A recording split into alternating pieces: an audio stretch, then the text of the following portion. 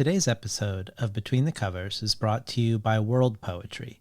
World Poetry is a nonprofit publisher of poetry in translation, founded in 2017 and based in New York City. World Poetry publishes from a broad range of languages and traditions, bringing the work of modern masters, emerging voices, and pioneering innovators from around the world to English language readers in affordable, high-quality trade editions. Recent authors have included the Swiss surrealist and visual artist Marit Oppenheim, legendary French symbolist poet Paul Verlaine, and Zuzanna Janczanka, a visionary Polish-Ukrainian Jewish poet of the interwar period, as well as authors from Chile, Germany, Mexico, Palestine, and beyond. This spring, World Poetry has published translations from French, Hindi, and Indonesian, including the first English language publication of Leela Dar Jaguri and Afrazal Malna. For more information and to subscribe to their newsletter, you can visit worldpoetrybooks.com or find them on Instagram at worldpoetrybooks or on X/Twitter at worldpoetrybook. Today's episode is also brought to you by Concerning the Future of Souls by Joy Williams, an author who was called quite possibly America's best living writer of short stories by NPR. Beautiful, compelling, and wise, Concerning the Future of Souls explores the bizarre and the beatific through 99 stories that follow the troubled and thoughtful angel Azrael, a transporter of souls in an age of extinction. From ordinary people to the famous, to mountains and animals, each story illuminates the fate of a soul and ponders the morality of being mortal. A brilliant crash course in philosophy, religion, literature, and culture, Don DeLillo writes of Joy Williams's work that it is an essential American voice, giving us a new way to hear the living language of our time, the off notes, the devious humor, as the strange, fierce, vigorous undercurrent we sometimes mistake for ordinary. Concerning the Future of Souls is out July 2nd from Tin House and available for pre-order now. One of the reasons I don't share the schedule of who is coming on the show in the future is because one moment in the process of preparing for, having, and releasing a conversation into the world that I particularly love is the moment of release, whether it generates a moment of surprise or of joy or of curiosity. The reveal is something that I find really fun and satisfying. There's an added sense of anticipation for me, of excitement and even impatience on my end to release certain episodes. When a conversation represents an aesthetics or a poetics or a sensibility that hasn't been on the show before, that is one of these times. In recent years, the conversations with C.A. Conrad, Johanna Hedva, and Joyelle McSweeney come to mind. One thing I really love also is looking back across an artist's work over many decades, even in some cases as much as a half century, something I can only do a couple times a year, simply because of what it entails to prepare. But if I were a creature with unlimited capacity, I would do this way more often. Conversations like the ones with Nikki Finney, Dion Brand, Arthur Z., Ellen Sixu, Rosemary Waldrop, Jory Graham, and Ursula K. Le Guin, where time and history become inevitably part of how we approach their latest works. Today's guest falls into both of these categories. Today's conversation is truly like no other to date in the best of ways and in nearly every way. And with a guest who has been making art since the 1960s, whose art-making life during the decades since intersects with iconic figures in the history of art and writing, not to mention the political events that have changed Cecilia Vicuña and her art along the way. For those supporters, subscribe to the bonus audio archive. Today's contribution is a 45-minute interview with the acclaimed translator and even more celebrated National Book Award-winning poet, Daniel Borzutsky, not only about translating Cecilia's book, but also a conversation about Cecilia's importance in the world, how she has helped reshape the Spanish language canon. And it also becomes, alongside this, about Borzutsky's experiences translating and working with another iconic Chilean poet, Raul Zurita. This joins many other long-form translator interviews, including Spanish language translators Sarah Booker, Sophie Hughes, Megan McDowell, and Suzanne Jill Levine. The bonus audio also includes readings from past guests, whether Natalie Diaz reading Borges or Jen Bervin reading Paul Celan, and much more. And it is only one of many, many things to choose from if you join the Between the Covers community as a listener supporter. Also, every supporter can join our brainstorm of who to invite on the show in the future, and every listener supporter gets the resource email with each episode of the best things I discovered while preparing, the things referenced during the discussion, and also where to explore once you're done listening. Today's resource email is, like so many of them, oceanic in scope, but also, unlike most, it contains 4 brief video snippets. The videos from each of these conversations that I have are not made public for many reasons. For instance, during my conversation with Cecilia, she takes a phone call from her 99-year-old mother, which is on the video, and a couple different people walk in and out of the large space she is in during our 2 hours together, all of which gets edited out in the final audio.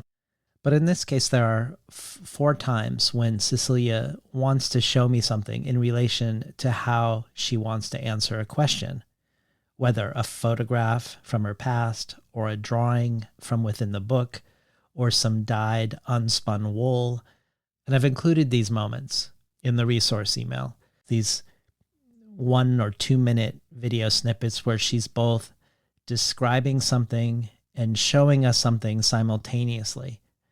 You can check out all of this and more, from rare collectibles from past guests to the Tin House Early Reader subscription, getting 12 books over the course of a year, months before they're available to the general public, at the show's Patreon page, patreon.com/betweenthecovers.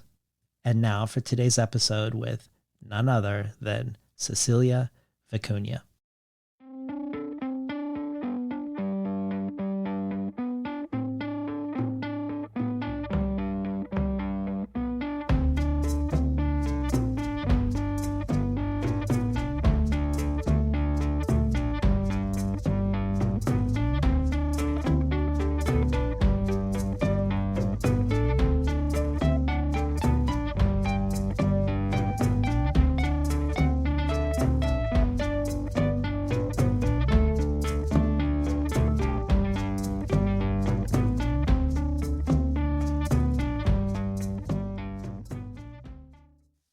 Good morning and welcome to Between the Covers. I'm David Naiman, your host. Today's guest, Chilean poet, painter, visual artist, performance artist, and filmmaker Cecilia Vicuña, comes herself from a family of artists and writers and studied fine art at Universidad de Chile in Santiago. During school, she created the series Basuritas, the first instance of what she coined as arte precaria or precarious art, objects composed of debris, structures that would disappear. These precarios evolved into many different media, from collective rituals to oral performances. Her first precario in 1966, The Quipu That Remembers Nothing, was also the first of her lifelong engagements with the quipu, the knotted textile cords that the Andean people, in lieu of a written language, used as a way to record information and encode narratives, something Cecilia has described as a poem in space, a way to remember that involves the body and the cosmos at once, a tactile, spatial metaphor for the union of all. After the Spanish conquest, quipus were banished and destroyed, and Vicuña's work with them has been a vital part of their endurance despite their cultural erasure. Her early poetry, written in the 1960s, that emerged from what she called her Diario Estúpido, or Stupid Diary, a quote, wild manuscript of unmediated female writing, was censored in Chile for 40 years. In the early 70s, she moved to London to attend the Slade School of Fine Art as a painter, but after the coup that overthrew Salvador Allende's government, she applied for asylum in England and went into exile, living in London and then several years in Colombia, and ultimately settling in New York in 1980. During those early years of exile, she published her first books of poetry, co-founded Artists for Democracy, and made her first documentary film, whose English title would be What is Poetry to You? Her first exhibition before leaving Chile was Otoño, where she filled a room of the Museo Nacional de Bellas Artes with leaves 3 feet deep. She's been doing exhibitions ever since, but with a particular upswell of interest in her work recently, with solo exhibitions in the last 4 years alone at the Tate Modern in London, the Guggenheim Museum in New York, Museo de Bellas Artes in Santiago, Museo de Arte Miguel Urrutia in Bogotá, as well as in contemporary art museums in Madrid, San Francisco, and Mexico City, and at the 59th Venice Biennale in 2022, where she was awarded the Golden Lion for Lifetime Achievement, where in their citation they say, Vicuña has devoted years of invaluable effort to preserving the work of many Latin American writers, translating and editing anthologies of poetry that might otherwise have been lost.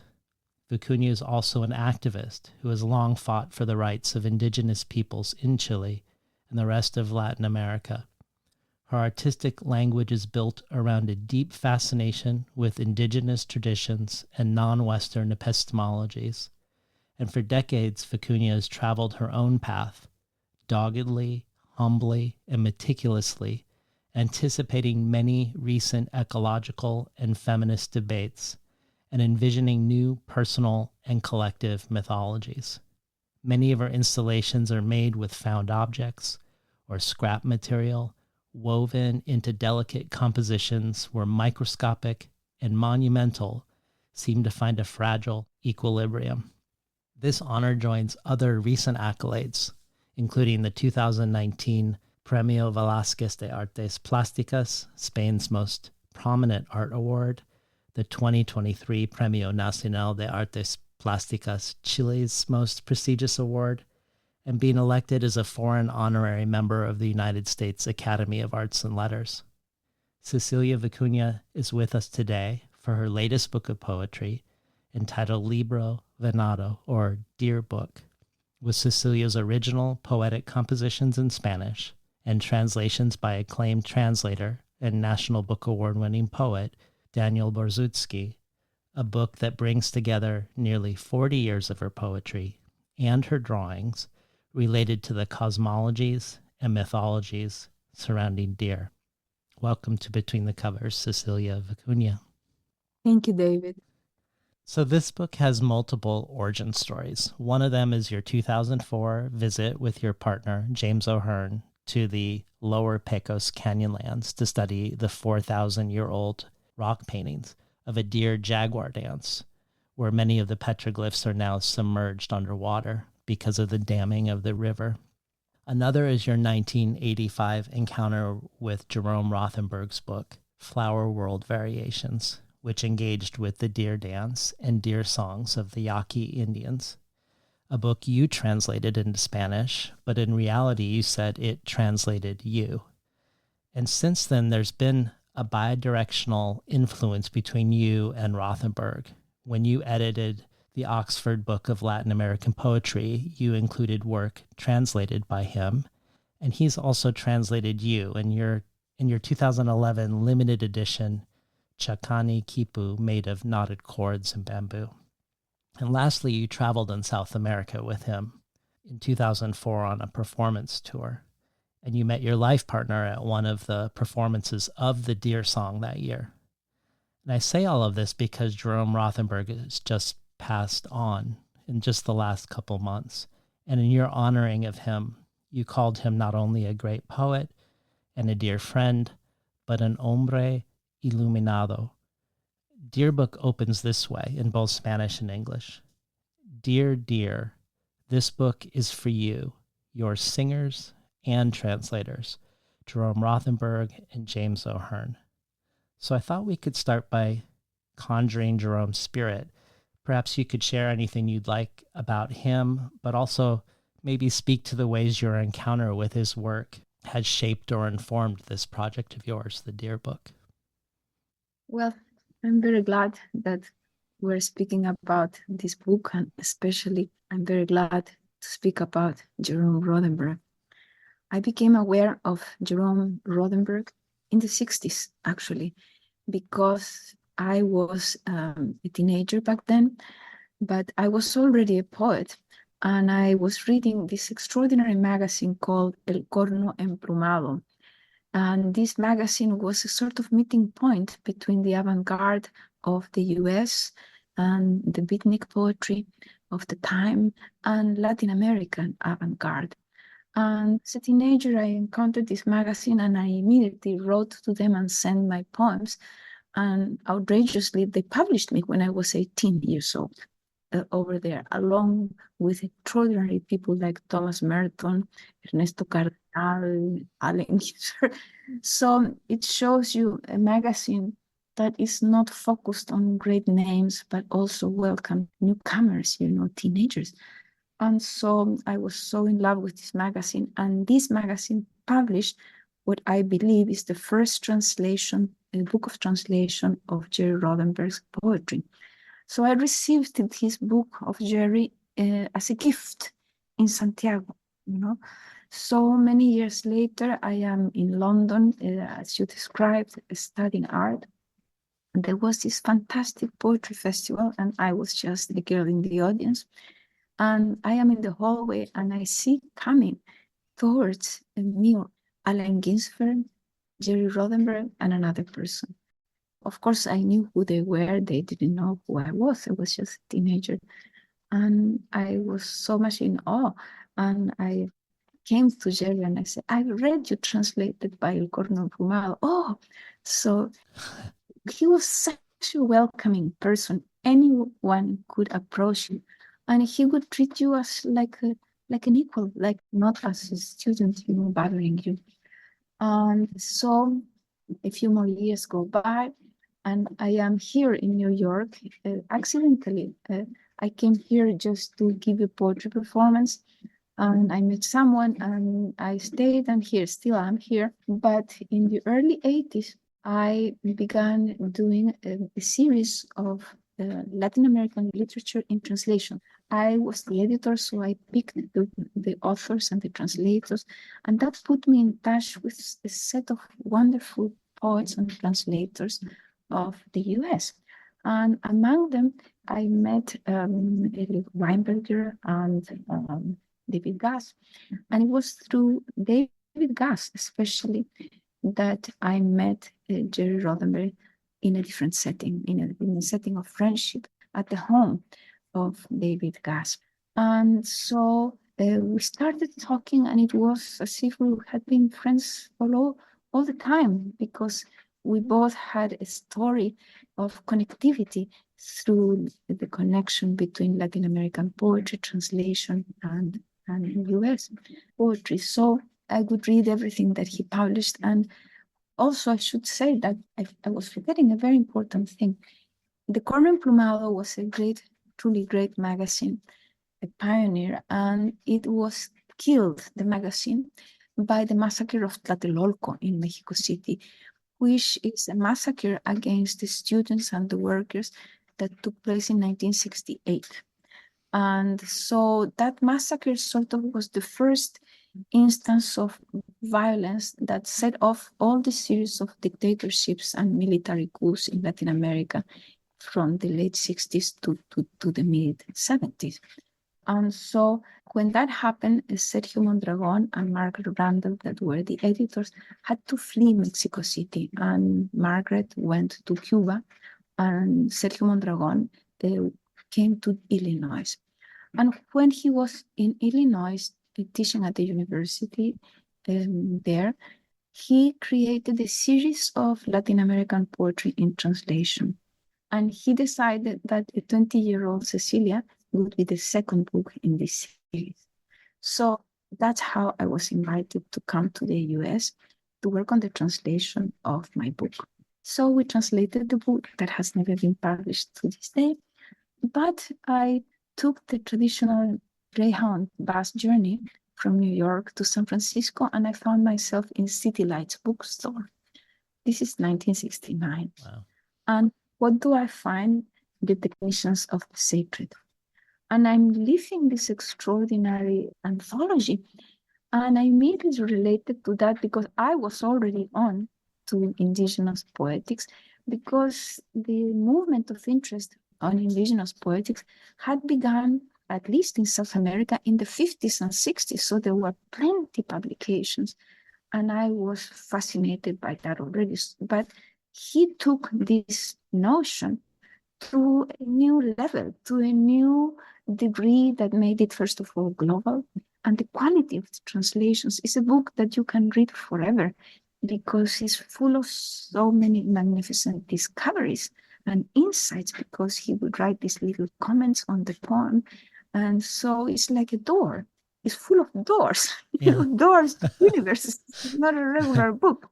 And so for all these reasons, when Jerry and I met, I had full awareness of who he was. I was in awe continually. In 1985, now the Deer book begins. I believe is the time when he published for the first time the flower variations.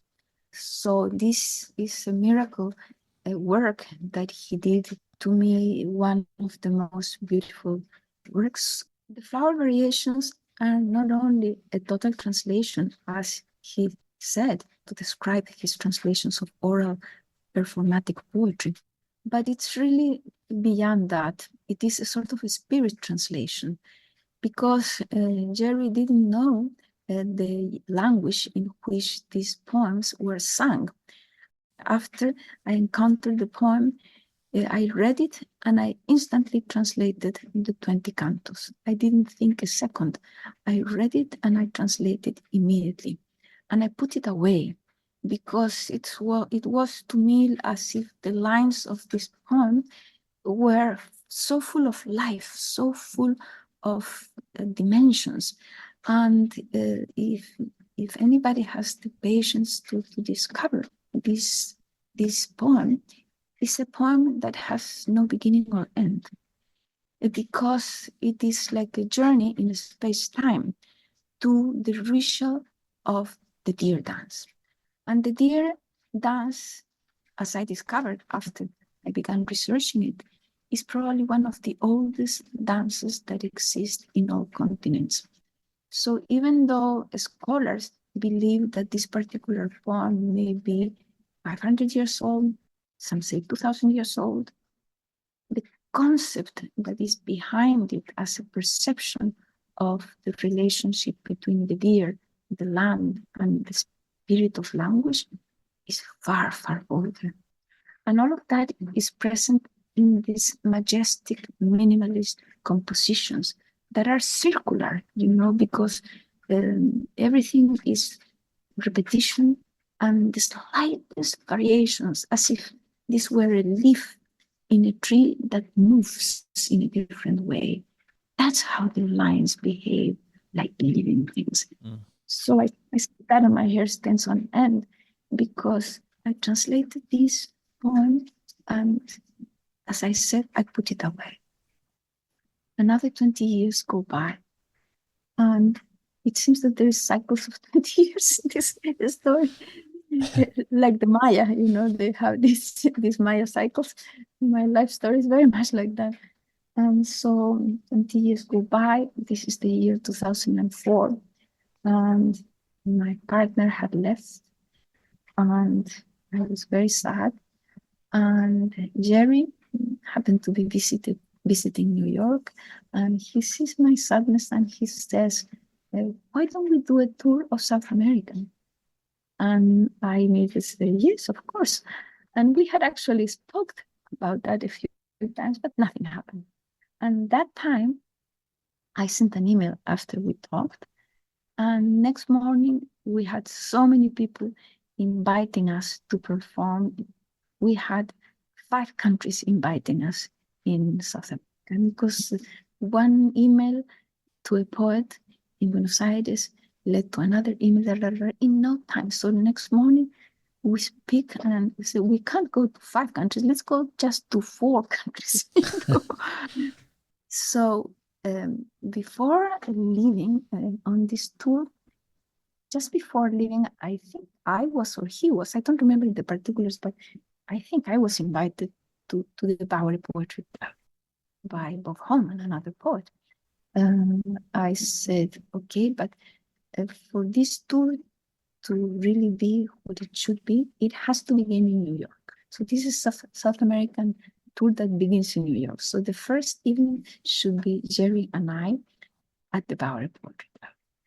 And we're just about to begin the performance, and usually, because we have read a few times together, Jerry asked me like 5 minutes before, what are we going to do? And that's typical of him and of me very often. And so I said, well, I have this translation that I did of a poem of yours 20 years ago. Really? He says, and you never showed it to me. And I said, no. Why? I don't know. And so I wanted to read this, and you read the English, and I read the Spanish very well. So in no time, we did this reading, and I have a recording of it. And I couldn't read it. I sang it, you know. And if you have seen performances by Jerry, he never reads straight. He reads always in performance. And so this was an electrifying moment, at least in my life. And I believe this moment had the power to call into my life the man I love. Because 4 days after the performance, my partner, James O'Hearn, called me. And it turns out that he wasn't in the performance. So we met, and he begins to tell me about his experience of the deer. Because James lived, he grew up, he was born in Laredo, Texas. And this is, of course, the Chihuahua Desert, is the peyote lands, and is also part of the sacred land of the deer. So he begins to tell me, and it's like I saw the poem converted into a living experience, you know. I was in awe that I was meeting him, because to me, he was a gift of this translation. And the extraordinary thing is that the Yaqui Yoemen, as they call themselves Yoemen now, theorized the myth or the story that the deer dance is actually a translation of the speech of the deer. And they also say that it was a woman who heard this speech and was able to translate it. And even though currently it is a male song, this myth does exist. It's a disregarded myth that nobody pays attention to, but it made a lot of sense to me that a woman would be able to translate the language of the deer. I love that. Well, I want to ask you more about the deer songs and dances. Your book is as much engaged with flowers as it is with deer.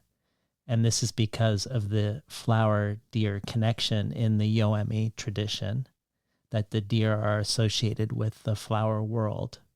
And I tried to learn a little bit before today about the many worlds of the Yoemi, the enchanted world, the mountain world, and the flower world, and others.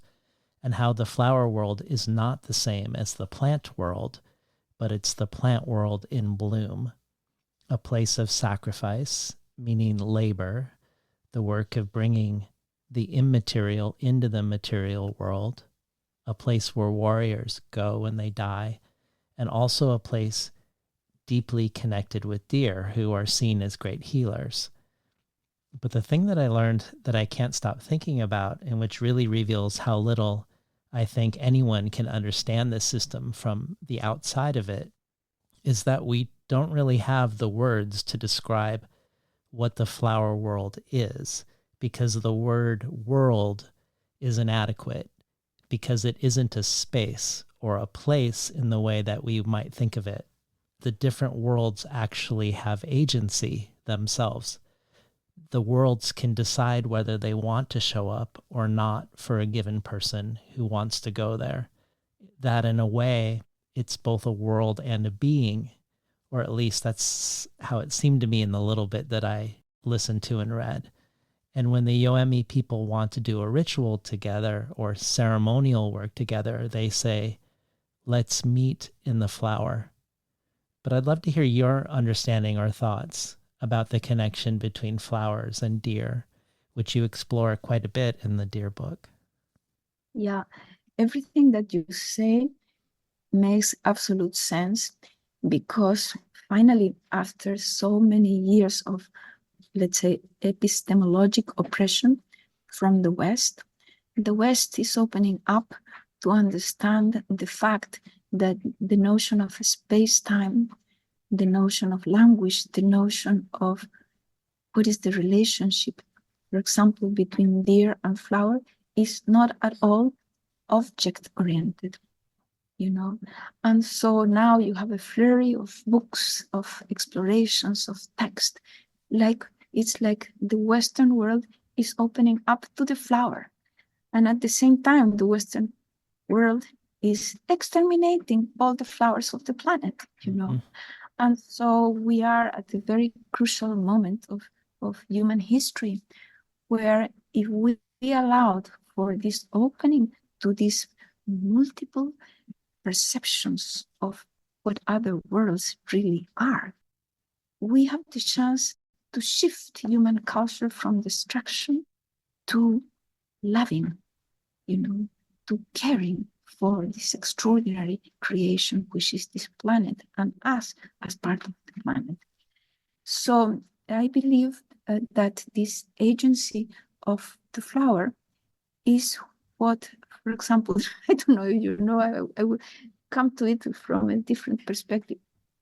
You know that in Western science, Darwin is like the great hero of the last 2 centuries, I could say. And Darwin, at the end of his life, discovered plants. Discovered, for example, and this I believe is in the last text that he wrote before dying, that at the end of each root of a plant, there is a brain. He was so blown away by what plants really were that he felt that plants were really the thing that we need to study and that we need to understand what makes this planet a living planet, you know.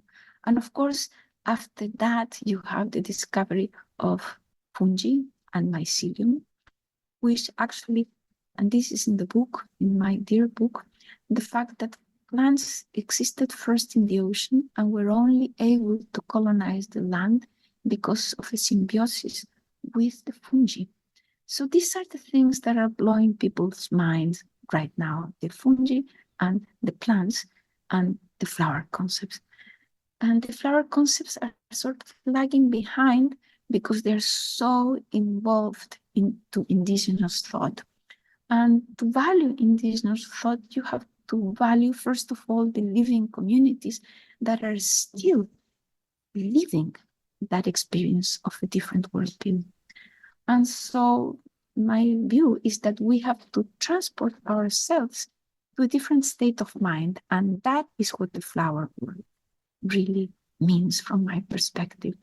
When I understood that the Yoeme sages said the flower is not a flower, it is a state of mind. And whose mind is that? It's the mind of the flowers, of course, And so we, as humans, we are like the children of the plants, because without plants, we wouldn't exist. The plants breathe out what we breathe in, and our bodies function feeding from the food that photosynthesis creates. So without photosynthesis, we wouldn't exist.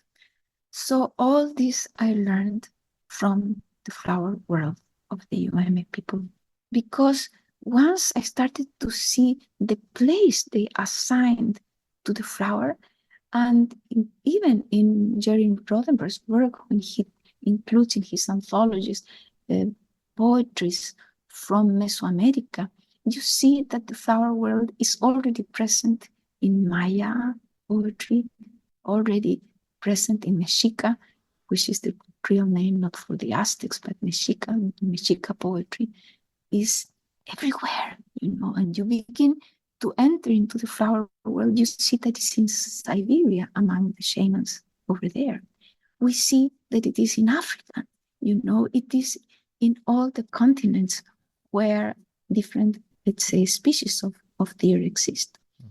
And so what is this agency? What does this agency want from us?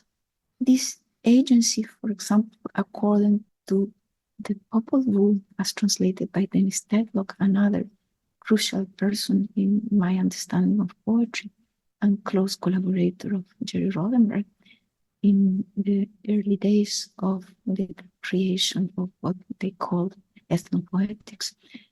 He says that according to the Maya, what the gods, which is one of the names of this agency, wanted from humans, they wanted to hear poetry. So I believe the root of the deer dance poems is this human willingness to learn from the teacher, who is the deer. Because in their view, the deer sacrifices itself. He's not hunted. He gives himself. So it's a transformation of victimhood into empowerment. And the empowerment consists in giving, not in taking. You see, it's the opposite view of what we are doing. So it's high time for us to pay attention to this worldview, because this is not just the fanciful world of poetry. This is the worldview that the earth wants, because it benefits everybody. It benefits the earth and all species. So it is beyond ecology. It is, a transformation of the joy of being alive. In the spirit of staying with plants, I wanted to ask you something about the notion of seeds. I was reading an interview of you in Asymptote, which is prefaced by an anecdote of you approaching Salvador Allende in the early 70s to suggest a national day of the seed, a proposal to regreen the country where seedbeds would transform squares into forests and into gardens. And Allende laughed and said, Chile wasn't ready for this, but maybe it would be ready in the year 2000. And your Asymptote interviewer, Sarah Timmer Harvey, she then flash forwards in her preface to 1999 and your CloudNet project in New York about climate change that existed throughout the streets of the city, and the lukewarm response it received from the art critic in the New York Times, with Sarah suggesting perhaps by this juxtaposition that Allende was perhaps too optimistic about the year 2000. And I think of your reflection on your experience of being a girl in Chile, that despite all the incredible women artists in your own family as models, that to be a girl was to be diminished and later censored when you wrote about the female erotic. But not just in Chile. You've talked openly about being a mestiza woman in the United States and the way one is dismissed or diminished, about your guerrilla art projects like sidewalk forests in the 1980s being derided or not engaged with. You are now seen as someone who did land art before the land art movement, but were never thought of as part of this movement. And you yourself, at an event for your Disappearing Quipus exhibition, talked about how the land art movement was very masculine, where the artists shaped the land to their vision, and that your work was actually the opposite of it in gesture. And I bring this all up because you said once that seeds were the keepers of inner time and can wait thousands of years to sprout. And in the last decade, there's been a sudden and sustained upswell of interest and reconsideration of your work in the bigger art world, with your work being looked at finally on its own terms and in the most prestigious places.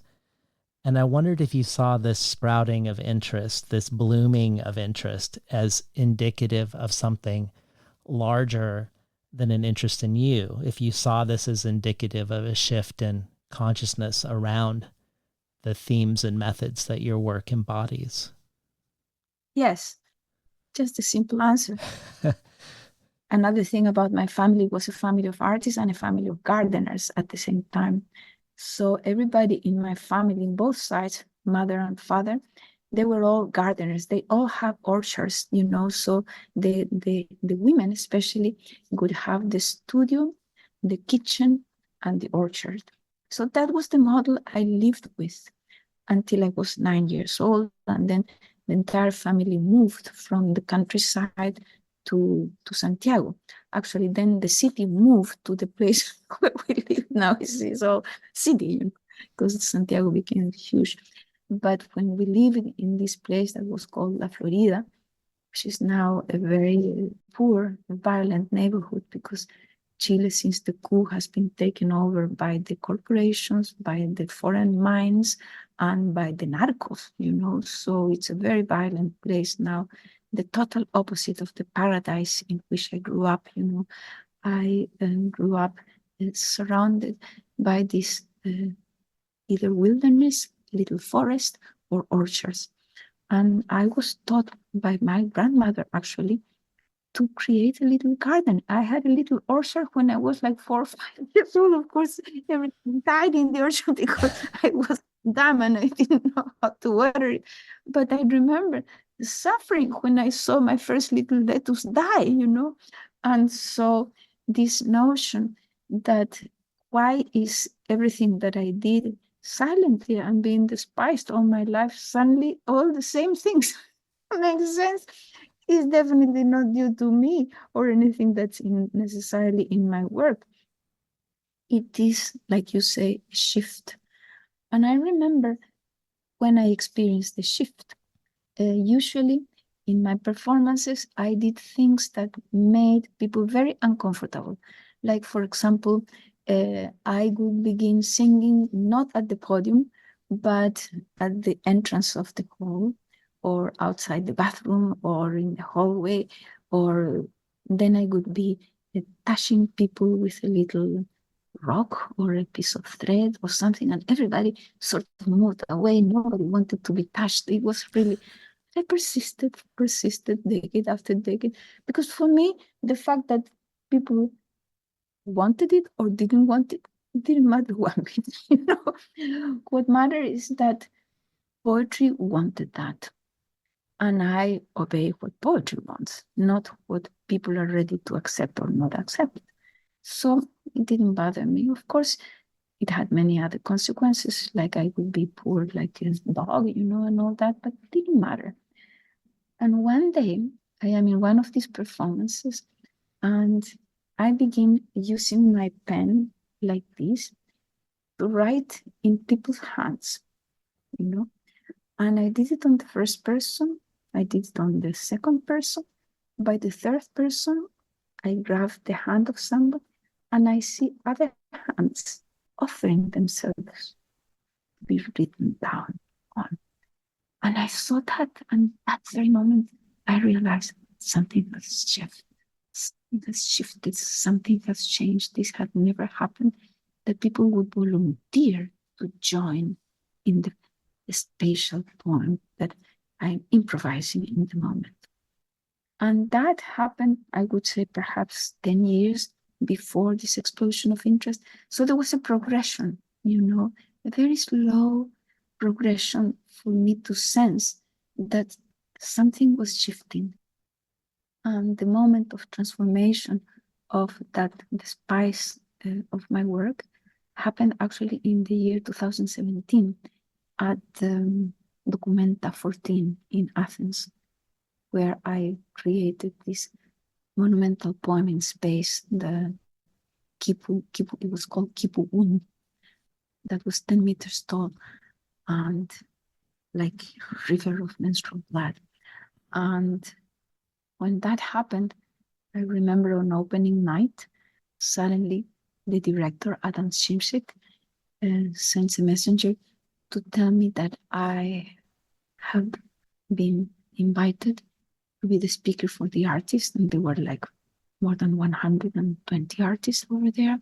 And I would be meeting the presidents of Germany and Athens and all the journalists, the TV stations from Europe at the foot of the Kipu, It's amazing. And suddenly the Kipu converted me into speaker.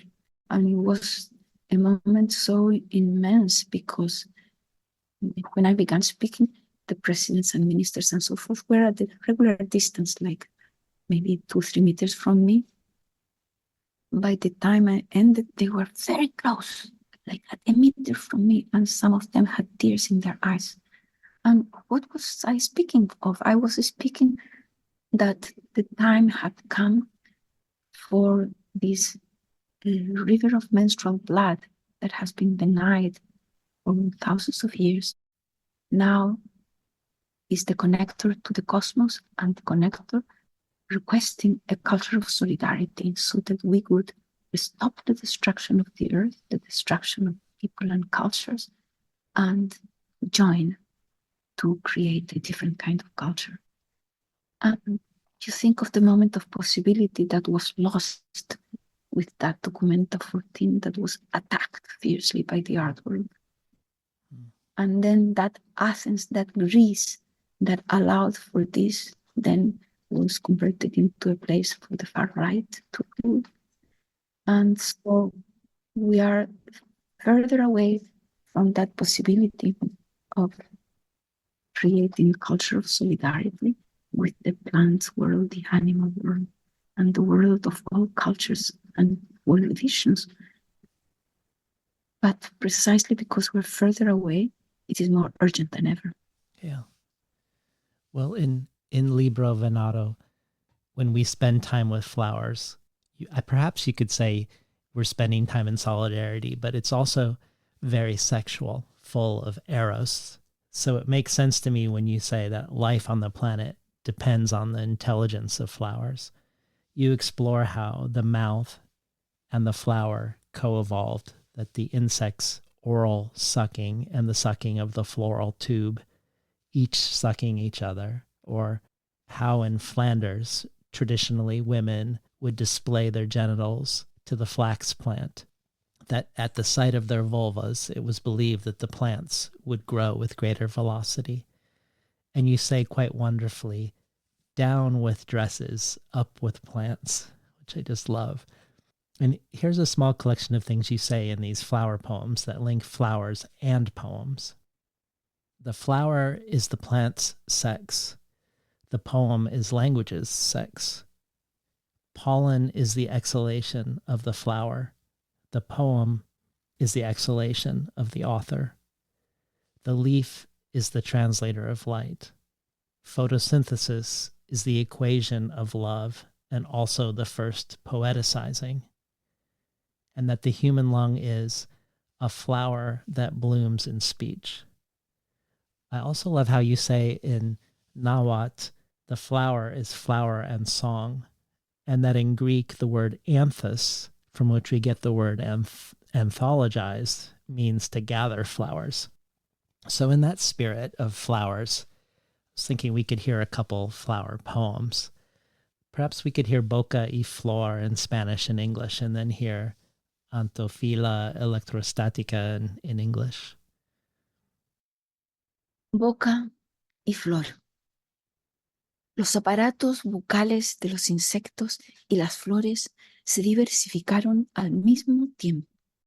Chupado y chupador se compenetraban, oyéndose, se formaban, dándose gusto y placer así. Flores y maestras del chupar, moscas y mosquitas, mariposas y polillas, abejas y abejitas, escarabajos y avispas chupaban, chupándose. Mouth and flower. The oral apparatus of the insects and the flowers diversified at the same time. Sucked and sucker compenetrated each other.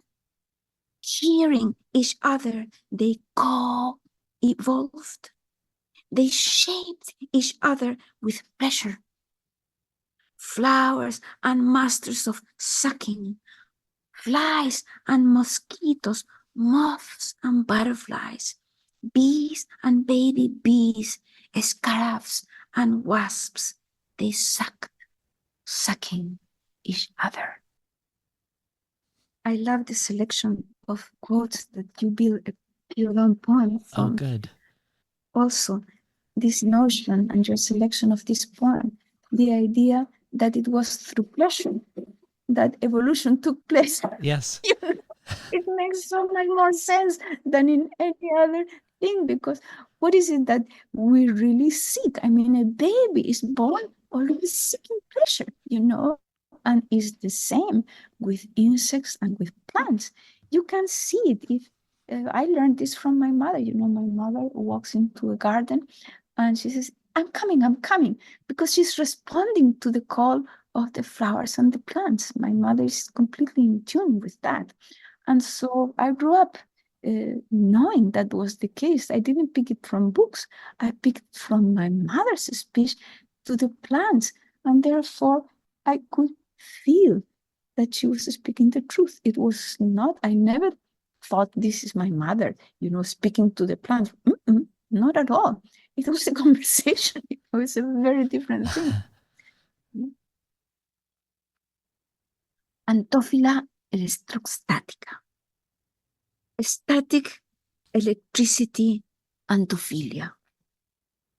The lovers of flowers understand each other through a sound, the sound of their breath.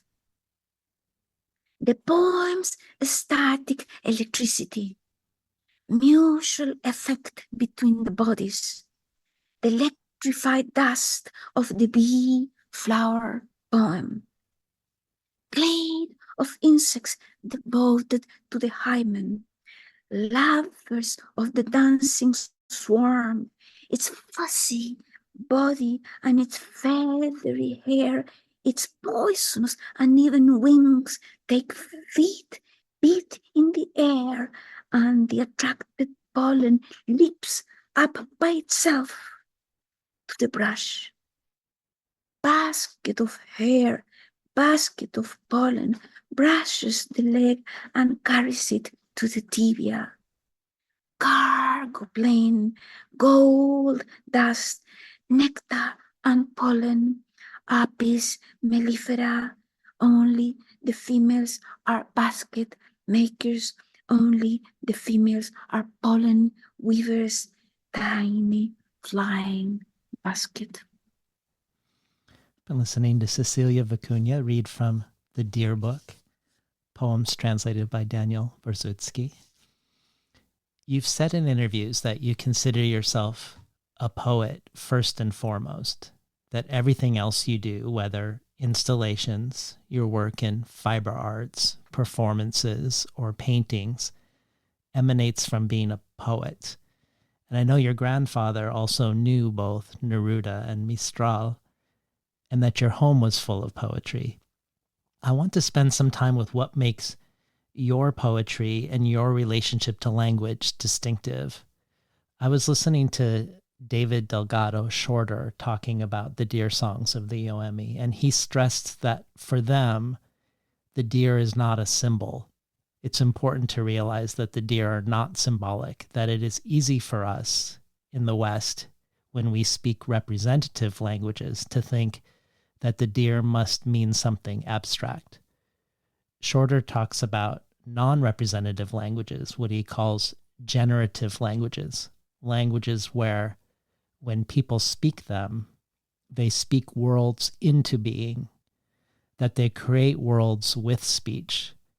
And when I hear this, I think of your poems, and I also think of you saying, the poem is not speech, not in the earth, not on paper, but in the crossing and union of the three, in the place that is not. And another thing I really love about what you do with language is how you break apart words to create or unleash new meaning. Whether you emphasize the word flow within flower, so that flower is also flower, or the word conocer in Spanish, which you break apart into con and ser, with and to be, so that to know is to be with being. But you also similarly put words together to create new words. Oye ve, when you say la planta, oye ve la luz, you're saying the plant hears the light. And I guess I was hoping maybe you could spend a moment talking to us about how you see the relationship of language to the world itself. If we follow the perception that most people have lived with of what language is in the history of humanity, we find that it seems that language was part of humanity, not at the time that it had been believed until now, which could be like a few thousand years, but longer, more in the past. So it wouldn't surprise me that eventually we would learn that it has been maybe 500,000 years that we have had language. So our perception of language now is reduced completely to fit the reductionist view of the world. That language is just a sound that we make, but it ain't that. And I think the function of poetry throughout the millennia has been to show us that language is a living force.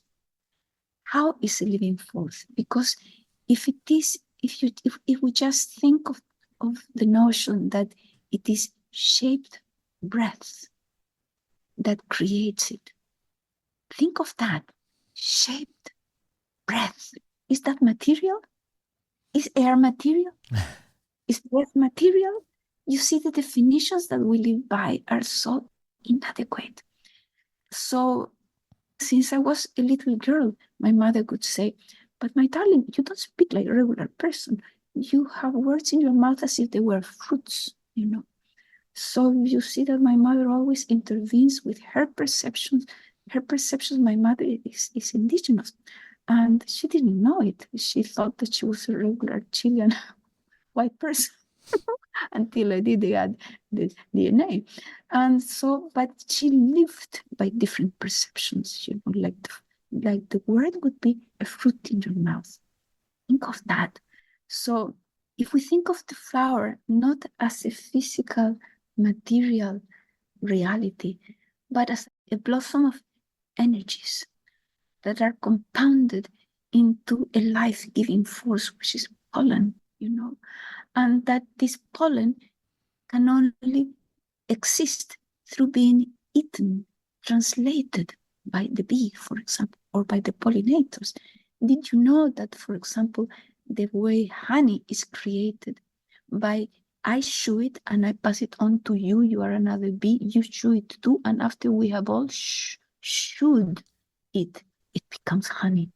I think of language more in those terms, Language is something that we should, that we feel. It certainly has agency language has agency, as I perceive it, the same way flowers have agency. The agency may be just to persist, just to go on, just to find other speakers, just to find other echoes, other sounds, other music, other vibration. If we accept that all these languages are really that, everything becomes language and everything becomes radiant and full of beauty. So why have we chosen violence? It's nonsensical.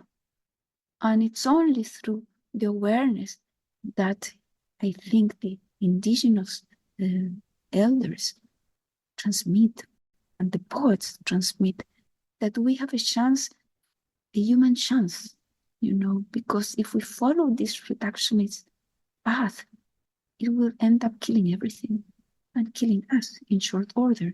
So a conversation such as the one that we're doing serves the purpose of an agency that is far larger than we are. But I suppose someone like you who loves plants, you were an herbalist, and someone like me that grew up in a gardener, we communicate like the plants do, through vibration, like bees.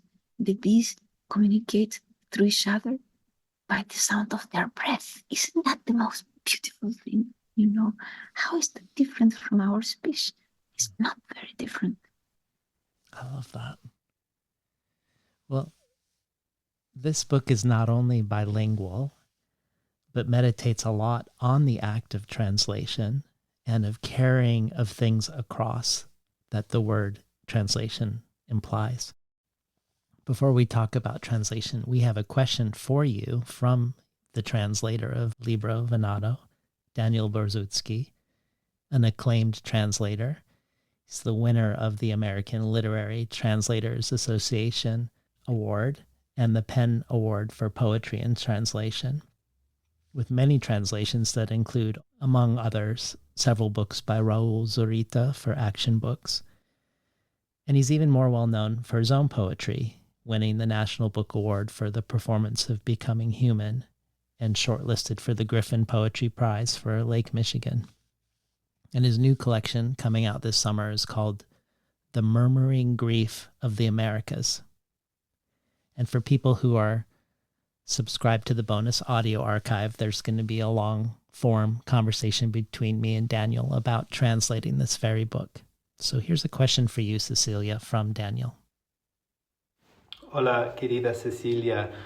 I am speaking to you from Johannesburg, South Africa, where I'm here for a few weeks for some literary things. Tonight I had dinner with a writer who is a big fan of your work, and so you should know that even in South Africa you are followed, cared for, and admired, and I promised this person I would get them a copy of the dear book. My question is as follows.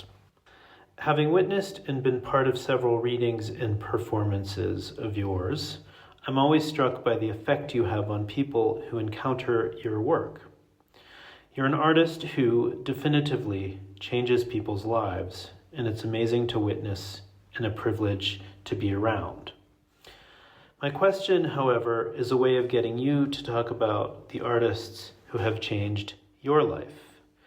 The dear book maybe gives us some hint at this. It's filled with quotes and references to many, including César Vallejo, Gabriela Mistral, Lezama Lima, indigenous thinkers and scholars and poets, then outside of the Americas or outside of Latin America, Artaud, William Carlos Williams, Jerome Rothenberg, and Dennis Tedlock, among many others.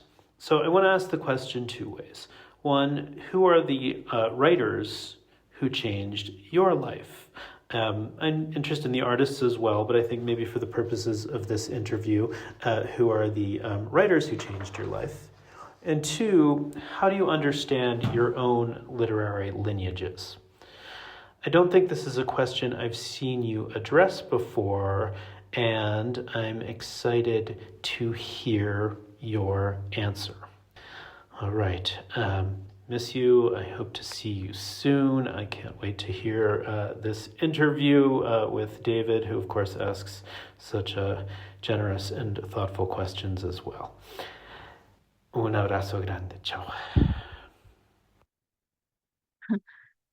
Wonderful to hear Daniel from Africa. That was a wonderful message and incredibly difficult questions to answer because we could speak for hours. We could. And so in terms of who are the writers that changed my life, I think, and the first one is Vicente Huidobro.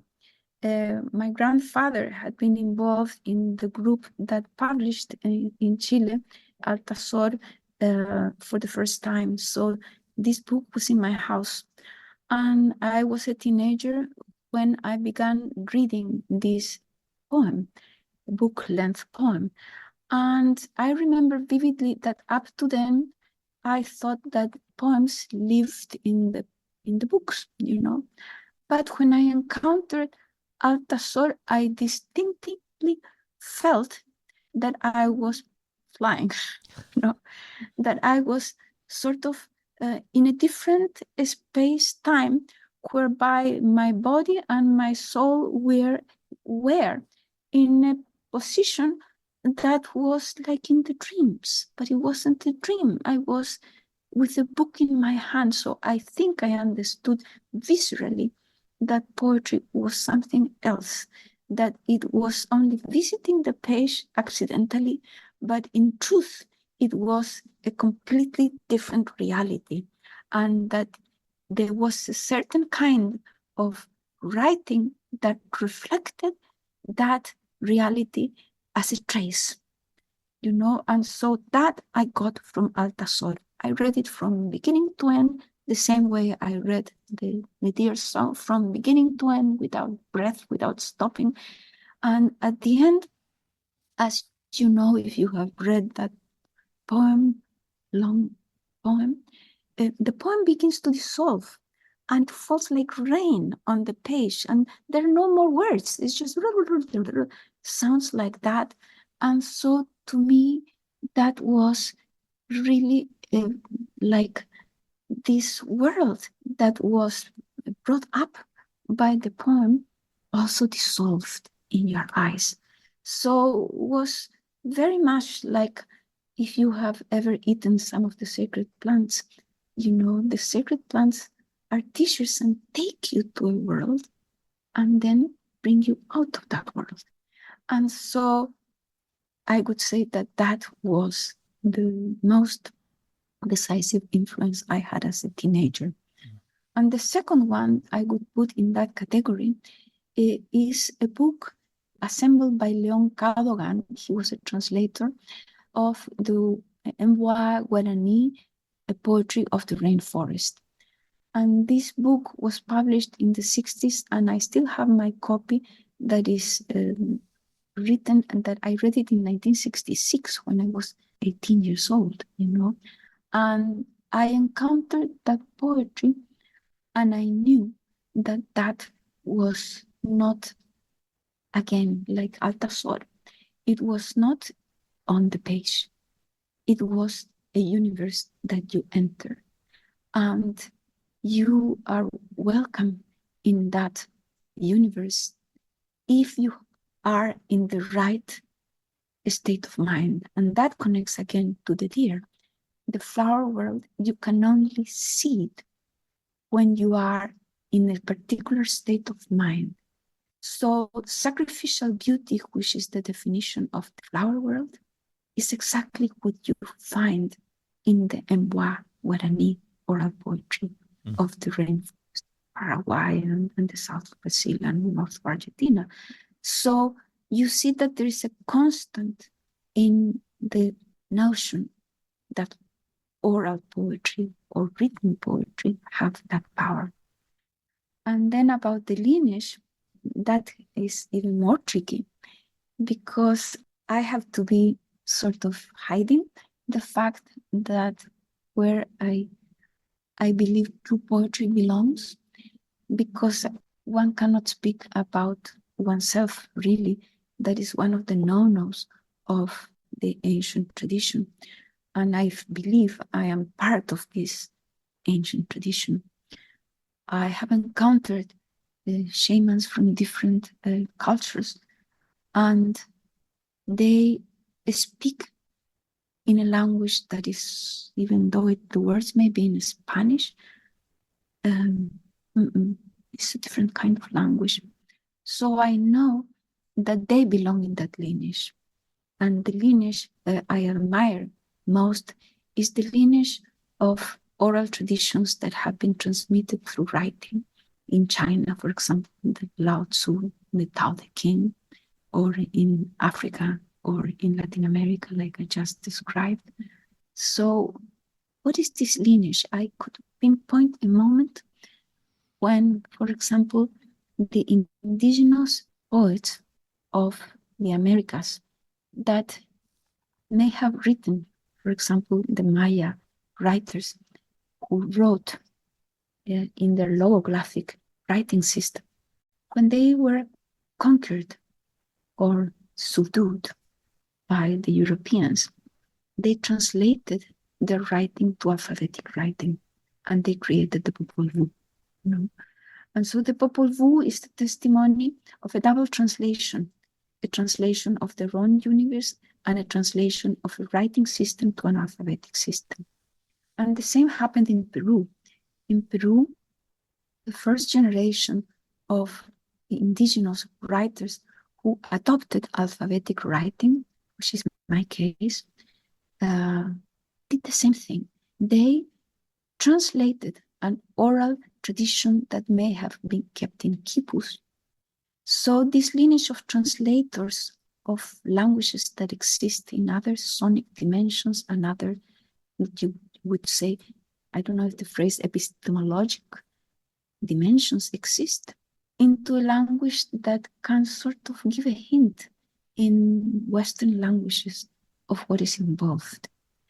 And I suppose when Daniel speaks of how people respond to my work, I think it may be because I never lose sight of the fact of that translation, which is like a miracle.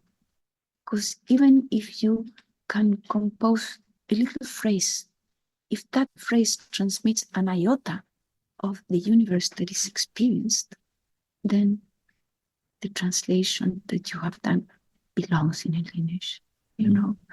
So the lineage is really an act of love and admiration and respect for where you come from and where you will go if others take up your work for the future.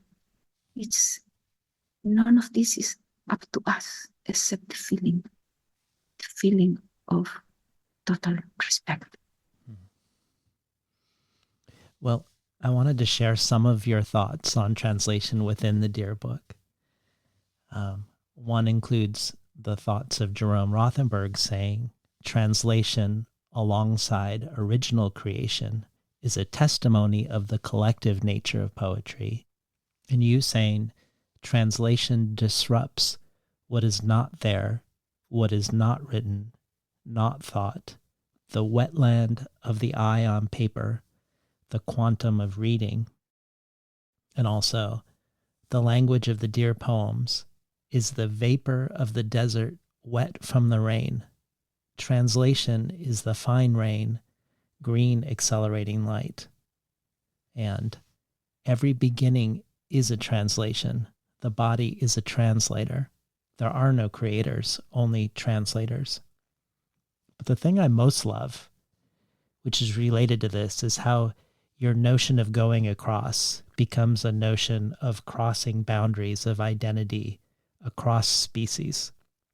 In the little I learned about the Dear songs, which you've already alluded to this today, but in the little bit that I learned outside of the book, I learned that the person who becomes the deer in the Dear song dance, the song that they sing as a deer singing to the humans, is a song that says to the humans, you are the flower world.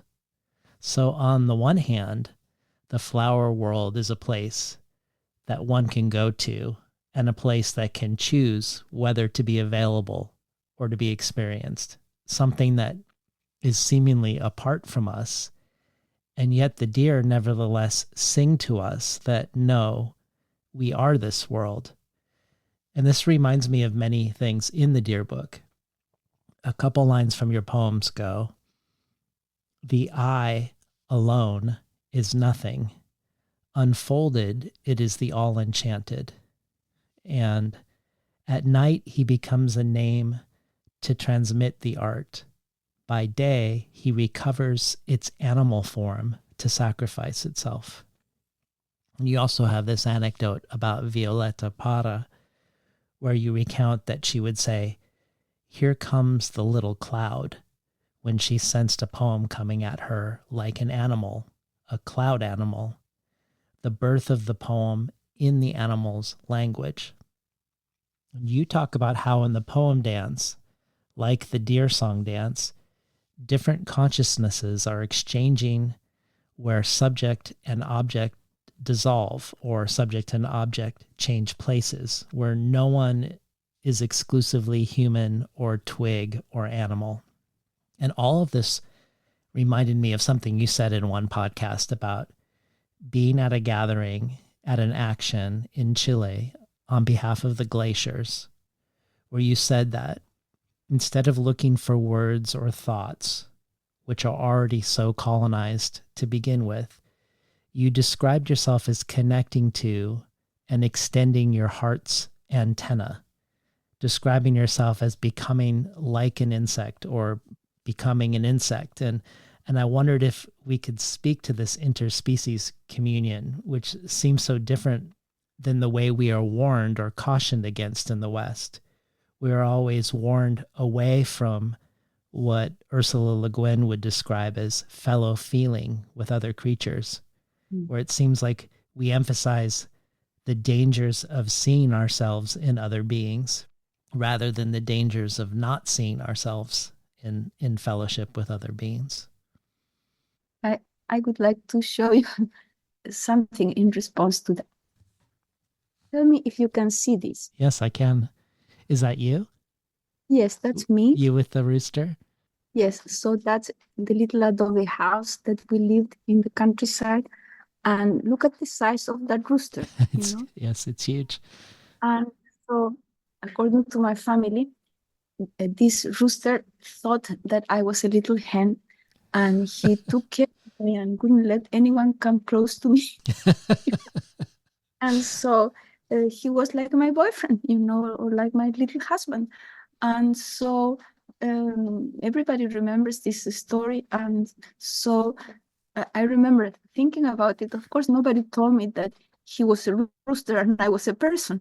So I believe that we exist when we come into this world in a completely open space where we are not nothing defined, you know, and that is what humanness is. The word human is so beautiful. It means earth. Person is the same root as humus. So what is earth? Soil itself is a living creature, you know. Soil is not a material. Soil is alive, you know. So if soil is alive, if we're being alive, who are we? We are bacteria walking about. We are this, we are that. We are everything. So we can't really shift or move to another state of mind if we are of any idea. Ideas are limited. Instead, there is something that is not yet an idea, something that does not have yet a name, but has a knowing, has a sensing. Sense, the Latin origin of the word sense, means direction. And so light has direction, you know. Creatures have a direction. They are coming from somewhere, they're going somewhere. So are we, you know. We are moving towards water, towards food, towards nourishment, towards each other, towards touch, you know, towards love. And so if we perceive ourselves like that by a non-definition, then everything is possible. You know what to do, and you know it way ahead of words. And so one of my books that very few people have seen, because it was, done, it was like a practically handmade edition of probably 50 copies. It's called Beforehand. And just 2 days ago, I saw someone doing an artwork inspired in that book. So it has some circulation. But the book was a poem composed based on the notion that I read in the New York Times science section. This probably happened in the 80s, that there was this discovery by a neuroscientist, Damasio is his name, very well-known scientist. And so he says that, for example, when you meet someone, our hand sweats, micro sweats that is so small that you don't even see it. And what this micro sweat indicates that your system, your nervous system, has already decided if this person is good or bad for you, And I read that and I thought of the word beforehand. You see, we know beforehand. We are anticipatory cells. And so we have to open up to that knowing that comes before words. Then words are a different kind of creature. Then language, then poetry is a different kind of animal. So when I say the poem is the animal, it's not a metaphor. Mm-hmm. It is a reality, because this notion that language creates realities is not a notion. It is a reality, So are we going to be ready to accept that? Because if we do, then immediately an instantaneous respect has to unfold for the notion that we live within all these languages that are exchanging and affecting, interconnecting with each other in a web of life, Well, there was something that you mentioned in the Dear book that so captivated me and connected for me to something that's happened recently in science too. So while you do focus primarily on deer in the Sonoran Desert, we do learn about deer in Buddhism and deer in Siberia and in South Africa. And your namesake, the vicuña, is a relative of alpacas and llamas. They're the same order of creature as deer. But the wildest thing you mentioned is that deer and whales are relatives. And indeed, they are also in the same taxonomic order as each other. A small prehistoric deer-like creature that was the size of a house cat is considered by many to be the missing ancestral link of whales to the land. And I love this idea that deer and whales and vicuñas are related. And it all made me wonder about whale song in relation to deer song. One of your albums of poems and chants, Kunturko, has a song that begins like the sounds of a whale called Ballena Azul, Oro de Oír, or Blue Whale, Hearing is the Gold. But the reason this is on my mind is also because of a very recent breakthrough we've had around whale song. Most people think of the songs of the humpback whale because of that famous album from the 70s that was a bestseller. I think most people probably presume that all whales sound like this.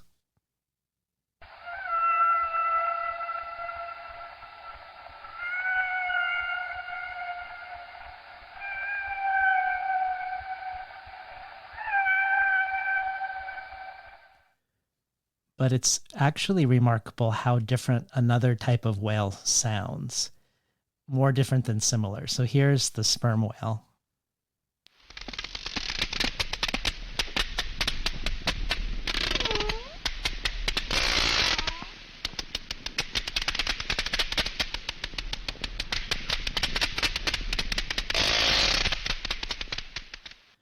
So we recently discovered that this clicking that the sperm whale does is actually a speaking in phonemes, which suggests the possibility that they might be using, like us, a representational language. something much more complex than we were able to understand or perceive before now. And it opens up the possibility that they may be using language like no other creature we have encountered. The researchers say, quote, that the sizable combinatorial vocalization systems are exceedingly rare in nature. And one example of this are bees, which use a context-dependent system of combinations that are assembled into phrases, but their phrases are not vocal, they're in dance. But this possibility that maybe one day we will decipher the whale alphabet and be able to speak to whales and understand what they're saying back. It also makes me think of the way you break words into phonemes and bring phonemes together to form new words. But I wondered if you had any thoughts about the mysteries of the deer-whale connection or about whales. And either way, maybe this could just be a lead-in to hearing another poem and we could hear Disrupted Hallucine. Yes, yeah, that's absolutely beautiful, and it also has been recently discovered that the elephants have names for each other.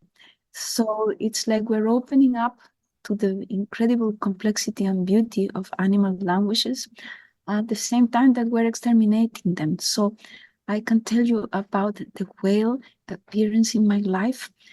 Chile is the country or the territory that has most whales, in the world. And I only learned that recently because the Chile, like a colonized place, is always sort of looking away from what it really is. And therefore, most of our whales are now in danger of going extinct. But the indigenous people of Chile, and this was my entryway to the indigenous oral poetry world, I must have been much younger than in the stories I told you already. And I encountered a little leaflet. And this leaflet told a Mapuche story of what was their interpretation or a myth about death. And so people died, and the whales would take the spirit of the dead and take it to the Isla Mocha, an island, in front of the coast of southern Chile, where there is a different universe. And so the whales had the function of transporting the spirit from one dimension to another dimension, from life to death and life again. So I read that, and that is when I understood that the indigenous people of Chile were not what people, colonized Chilean people, despise them and think that they're poor and they're dark and they're this and they're that. But it was the actual opposite. They were in touch with a radiant, absolutely magnificent reality, and I needed to learn from it. And so I remember vividly that was the first time that I understood that indigenous poetry was something else.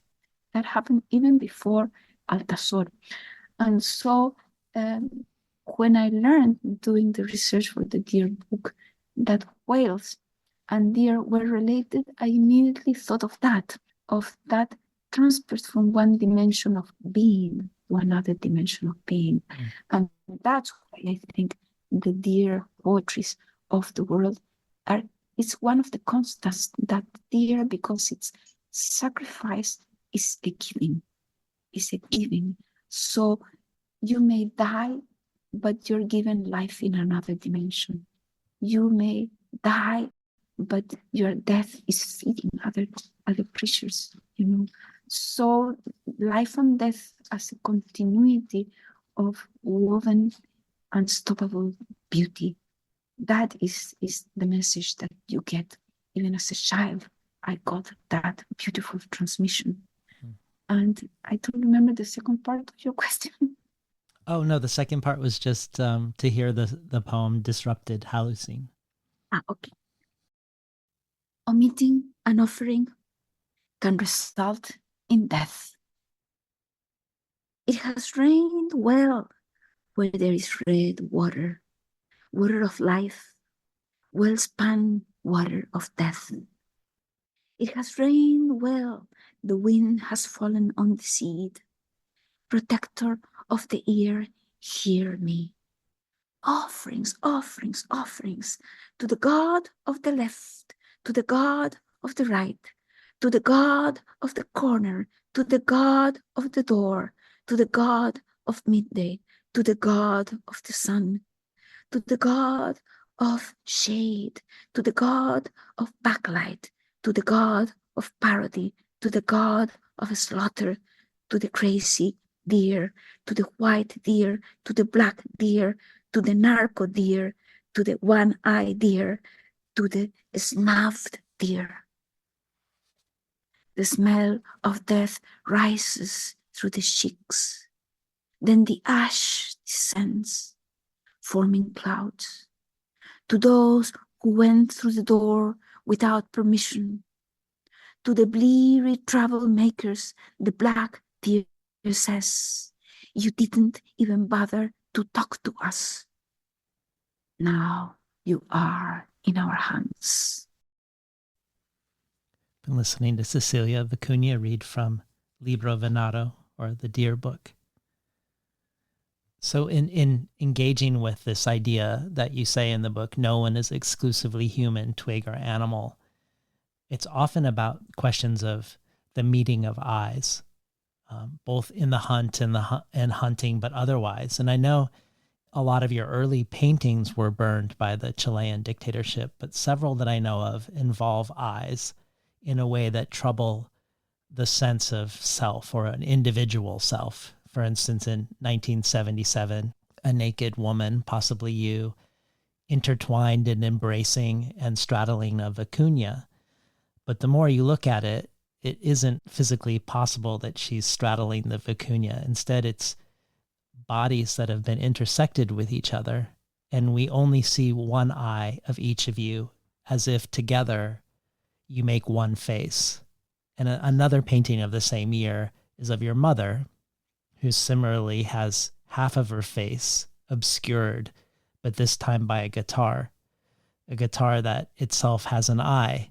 And it just like the Vicuña painting, the two eyes finish a face or make a face.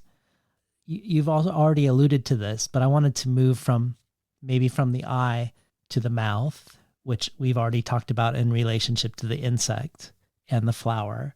You've talked about your fundamental moments of transformation with literature have been where you felt like the poem wasn't entirely on the page. And there's many ways this book is not on the page or is not contained by language or only language. And one of them has to do with orality in the spirit of deer song and whale song and human chanting. This book really has a deep engagement with the oral. And you and James started a foundation to preserve and nurture oral traditions called oisi, which is a word you both invented and could be interpreted in Spanish as, do you hear? Yes. Or today? Yes. But also harkens to an ancient Gaelic word meaning young deer. And in Libro Venado, you engage with orality directly. You speak of the first written transcription of a Quechua story and how it begins with what you call an imprecision, with the phrase, it is not well known, and how not knowing, quote, maintains the oral matrix of this transcription. So a couple things that you say in the book about sound. The flower is the ear of the gods. The song of the plants is pure sound. They ate flowers to hear. There's no cosmovision, there's cosmo-hearing. The glyph of music is flower. To hear is to heal, hearing the unheard door. And the one that leapt out to me the most is, one's voice is the sound taken as game in a ritual hunt at the time of one's birth. One's voice is the sound taken as game in a ritual hunt at the time of one's birth. In other words, it's almost as if one's voice is one's deer. Mm. And I guess I wanted to give you a chance to talk about the oral within a written work, how you preserve or evoke or conjure the oral in written words on the page. And maybe you could also speak a little bit when you're speaking about oral, about your interest in fluids with regards to orality, where you say human humility is humidity, or a salvation, or that the living world and song depend upon the other, that if we exterminate oral languages and cultures that sing the relationship between water and song, that the world dries up and forest fires engulf us. So talk to us a little bit about, as a writer, as I hold this physical object with words that are seemingly fixed on the page, how you keep or create that space that hovers off of the page. Of course, there's no answer for that, but we will try something like this hovering effect. And the relationship, let's say, between water and sound has already been pursued by scientists who have demonstrated that with certain sounds, water rearranges its molecules to create these geometric figures that you can see in the microscope. So it is not a theory that water and sound are related through vibration. And it is not a theory that flowers and song are related, because the testimony of this exists in multiple languages. And you, as a child, you witness that, for example, look at this. Any person not a member of an oral culture in front of a flower. See? Yes. So how many people, they go like that, so there is something in us that recognizes that the flower is an expression of a reality. It's not just, an object.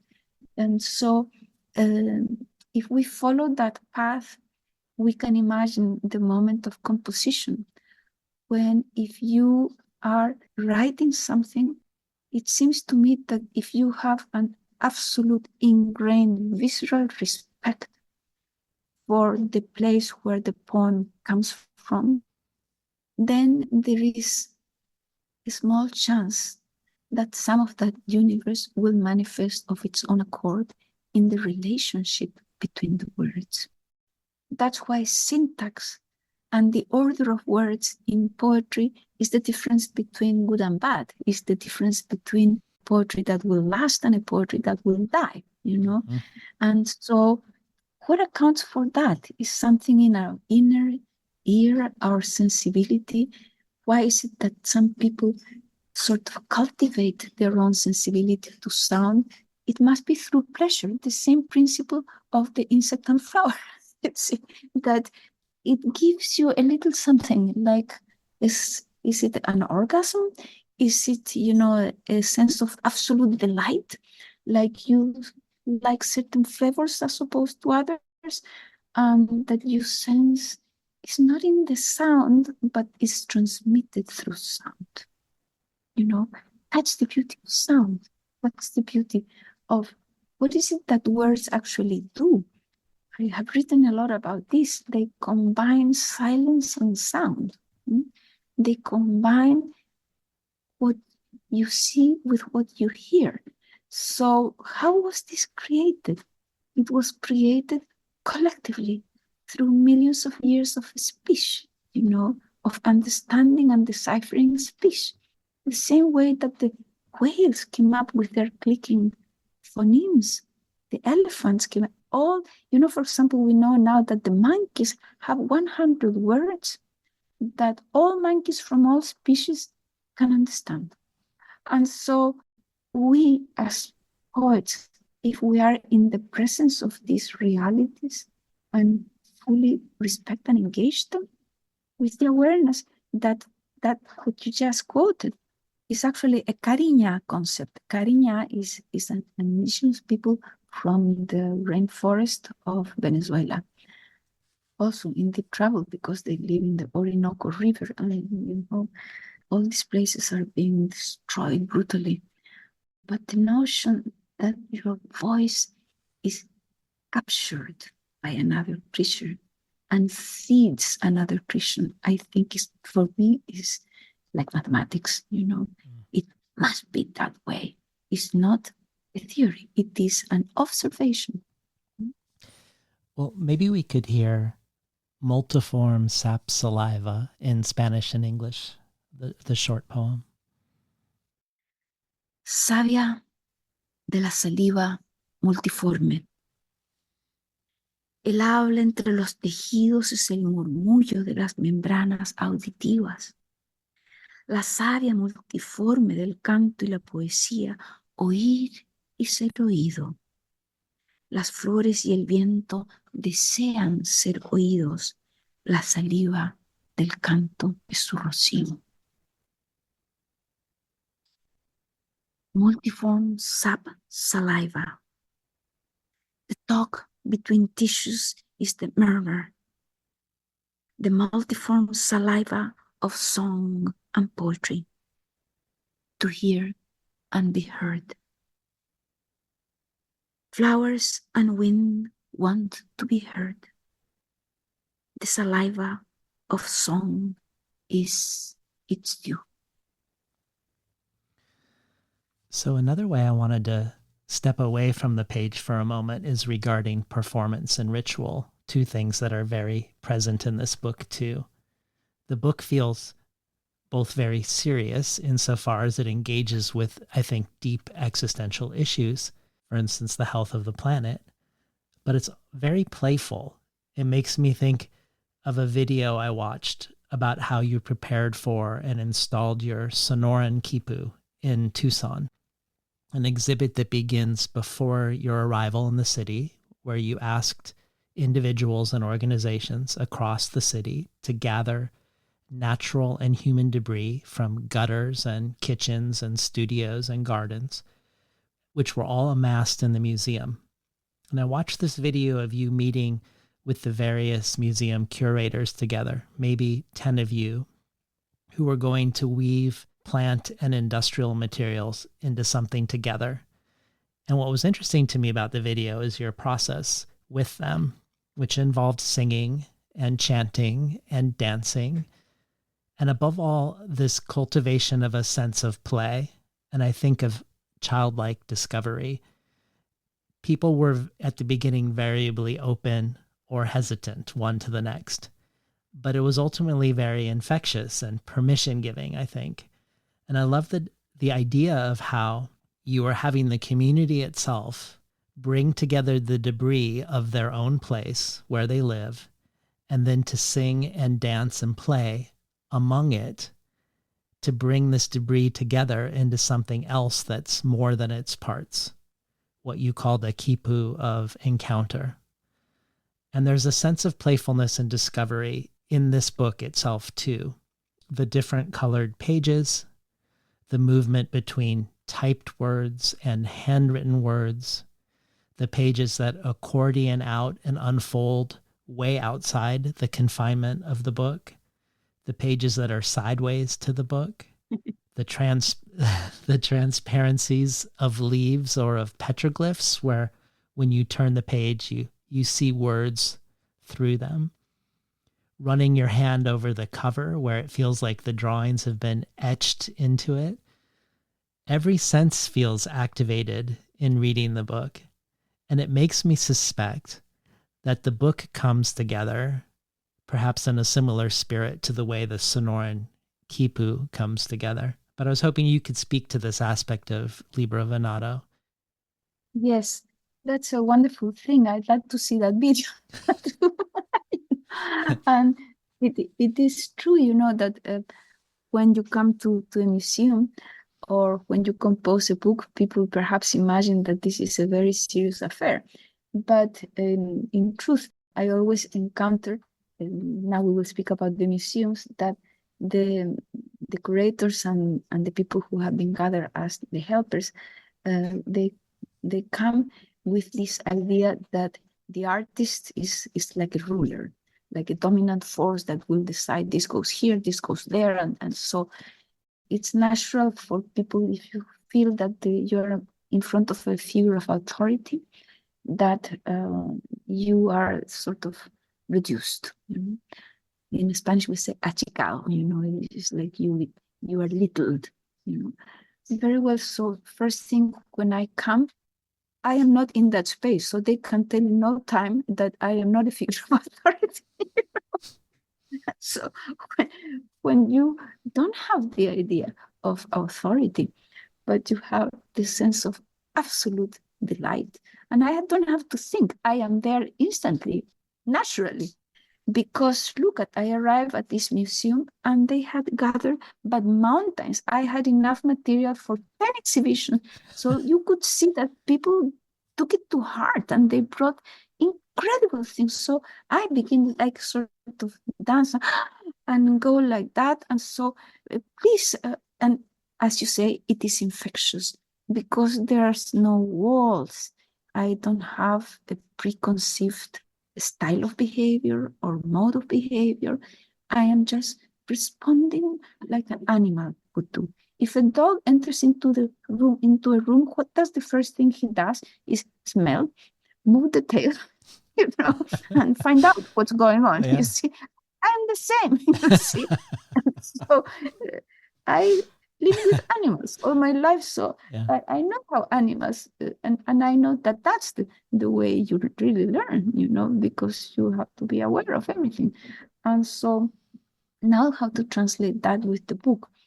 I lived with this book all the way from 1985 until when it was published. I believe it was this year, 24. So you should have seen the chaos I lived in with hundreds and hundreds of poems that didn't make it to the book, hundreds of drawings that didn't make it to the book. So in the end, the composition of fragments is what creates the book. And everybody intervenes in that. I did a performance together with Rosa Alcalá and Daniel Borzutsky, precisely in Tucson, Arizona, in the same museum. And that was before I believe it was before the book was published.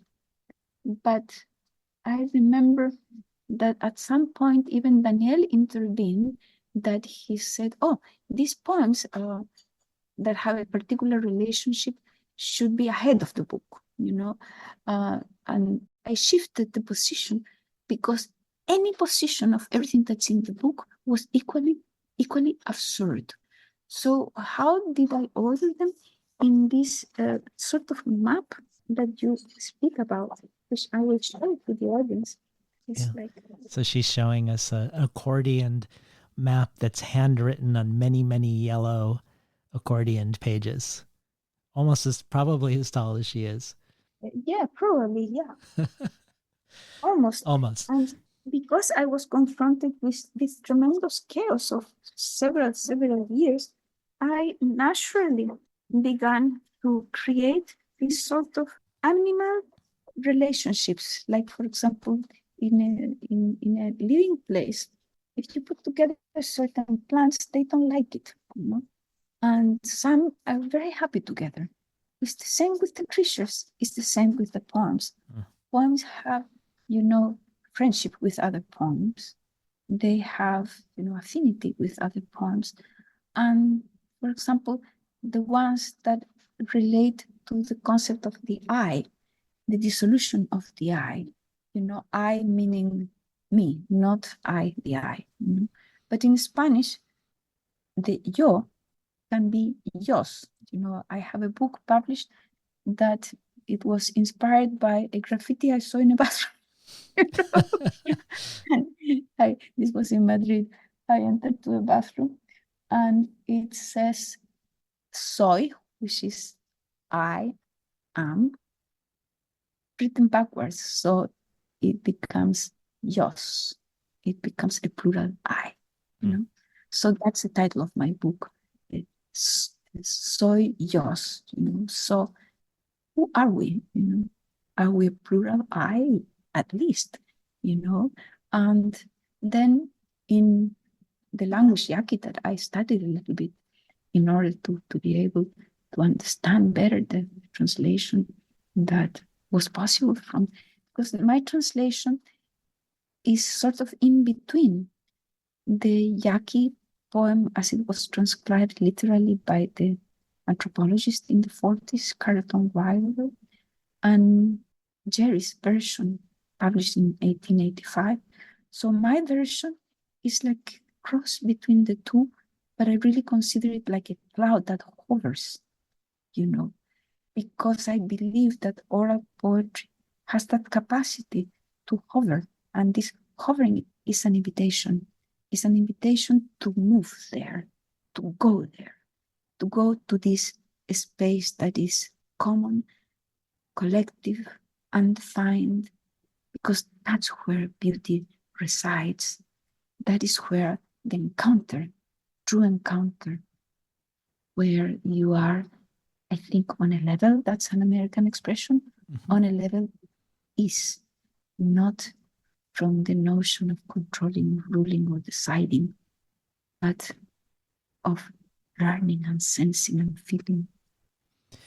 Well, speaking of plural eyes, I want to end with a last question by someone else. But before we have that person ask a question, I have a preface to it, and I want to ask a question in advance of the question that's going to come to you from the artist and poet Jen Bervin. First, I want to say that this book, Dear Book, is one of the most beautiful books I've ever encountered. I didn't really know Radius books before now, or not very well, but the attention to detail feels like an act of love. The book feels like it's the result of a collaborative attentiveness to texture and image and color and the hand and the finger and the eye. And it keeps us in our bodies.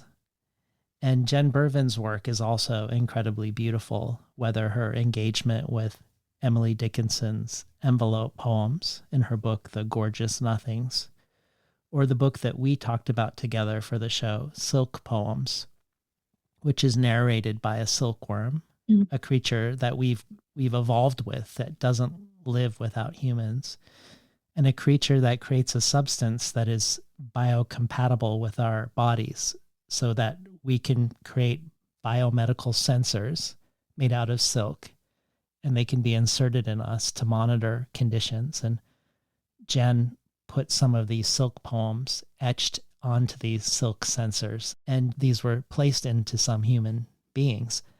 Or her work with the 4th century Chinese poet Su Hui, one of the first woman poets in the written tradition. She wrote a reversible poem structured on an astronomical gauge that charted planetary movements around the North Star.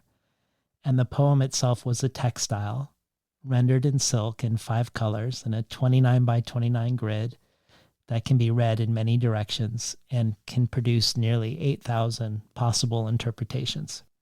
And I bring all this up because of your mutual love of text and of textile, not to mention your mutual engagement with the non-human. And thinking of textiles in your work, I think of how the Incans were a fiber-based society, not just the quipus, but they invented the first suspension bridges 300 years before Europe did. And these bridges were made out of grasses, and their armor was similarly fiber-based. And the quipus, like Su Hui's poem, were textiles and also connected to the stars. And you and Jen both talk about the association of fiber arts with women and feminism. And you also add that weaving is something bacteria do. It is primordial. When someone weaves of any gender, we are connecting with something way beyond us. So before we bring things home with a question for you from Jen, I wanted to give you the opportunity to talk about texts and textiles, especially because early on in the Dear Book, we get a close-up, full-page photograph of a woven textile, which has a facing page of a pictograph of a deer. And that your namesake, the vicuña, the cousin to the deer, its fleece too was also woven and burnt in sacrificial offerings to the mountain gods. So if you have anything you'd like to say about texts and textiles in relationship to the Dear Book, that would be wonderful. Yes, I love Jen Burbin and I love her work. And I have always felt sisterhood with her research and mine, even though it looks so different. And she uses technological means that I could never make sense of. So I have tremendous admiration for her. And my sense of text and textile comes from the commonality of handling the thread I have here. See, I think I began to understand the connectivity between text and textile in a different way when I was in Lake Titicaca. And I encountered that in the marketplaces, women who sold herbs and remedies sold this kind of material, unspun wool. Yeah, it's beautiful. And so unspun wool dyed in colors. So I asked the lady, and what is this for? And she looked at me like I'm a complete idiot. How can you ask something so silly? And she says, this is for the offerings of the lamas, because the lamas carry this in their ears like that. And this is placed in their ears in a ceremony, an ancient ceremony that is still carried out. And so I began to study what was behind it. And I learned that for the weavers and for the shepherds, this represents the cosmic gas where water is born in the spaces between the galaxies. And that because the llamas, alpacas, and vicuñas depend on water, it is the relationship of water and life that is embodied by this unspun wool. So it's like this, you could say perhaps in Western terms, that this form of wool is like a fractal of the cosmos. And eventually, a few years ago, it was acknowledged that water exists in the cosmos precisely in the intergalactic space. So how did the shepherds know that? You see, they learned it from the streams. They learned it from the springs. They learned it from wool itself. And that's what has happened to me, that I have understood from handling this material, that this material behaves very much like words, like sound and silence shaped. And that's the origin of my poem, Palabra e Hilo, Word and Thread, where you can make a parallel between how this works. This works as a space and emptiness. And for example, what is wool?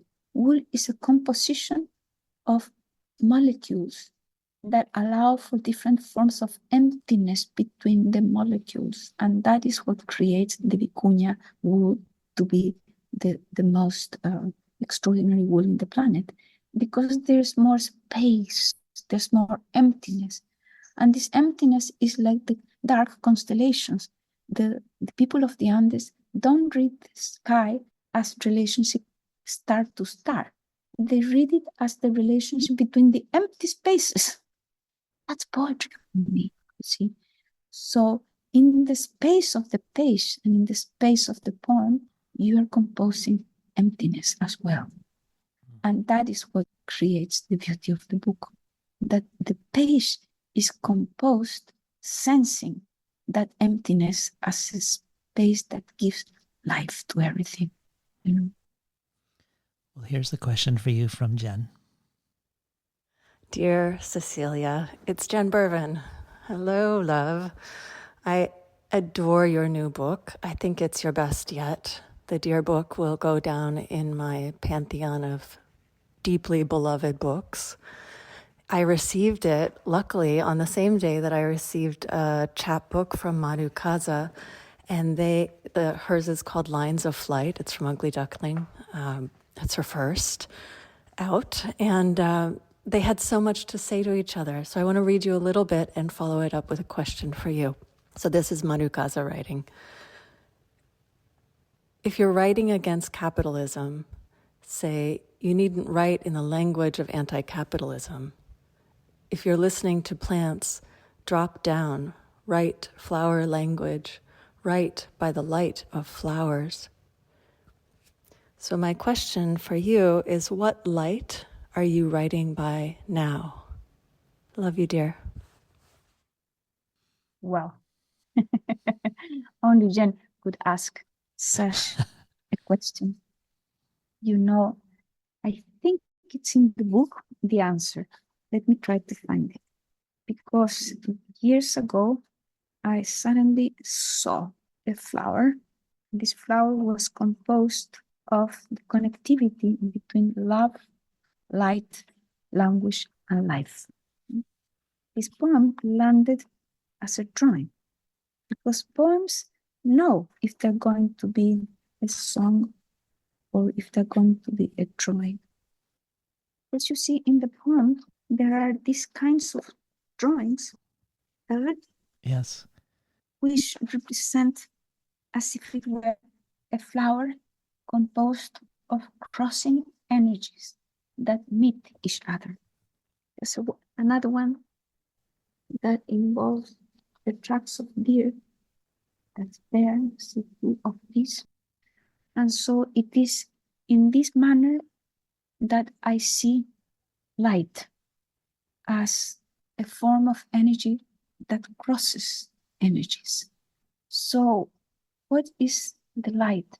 For example, there is a book of mine that I wrote in the 80s that is about light to a great extent, because I was in the Andes and I observed a mating dance of the hummingbirds. And I don't know if you have watched this, that the lady hummingbird is standing in a twig, in a branch, and she does nothing but just looks like that. And the male who wants to seduce her comes and moves his breast in fast angle shifts that will throw light. And it is because they have evolved this iridescent breast, and they know how to weave the light into a dance by moving their body very fast, one way or the other. So what is the lady reading? The lady is reading that dance of light, the flashes of light. And that is what caused me to create that other book. That is La Vicuña book, which is, La Vicuña is a textile, but it's a textile that weaves light. Well, let's go out with a final reading of a poem, a last reading of the poem Last Page, border of the Deer Book. Last page, border of the Deer Book. I walk the border, sensing the desert that was the origin of this poem. I touch the world of flowers, the desert, fragrant with mesquite and cholla. Here are the footprints of the invisible deer that serves the waters with its tears. Its little sheets float on the dry sea, the sand wet with dew. I touch them and venerate them. Who is the deer if not the lover of the dry humidity? Weeping water, here they kill night and day. Here they kidnap, rape, and kill the maquiladoras of the mortal machine. Here they kill migrants, the thirsty ones fleeing colonial violence. Here runs the radioactive lower Pecos, its course swollen with the remains of the dead. Here they build dams that drown the desert. Here they arrest babies and migrant children.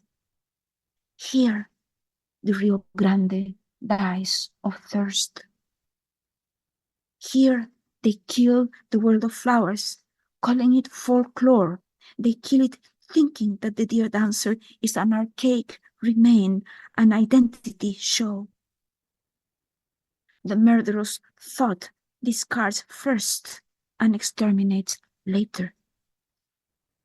The border is the sacred, the wound between north and south, the place where the future is decided.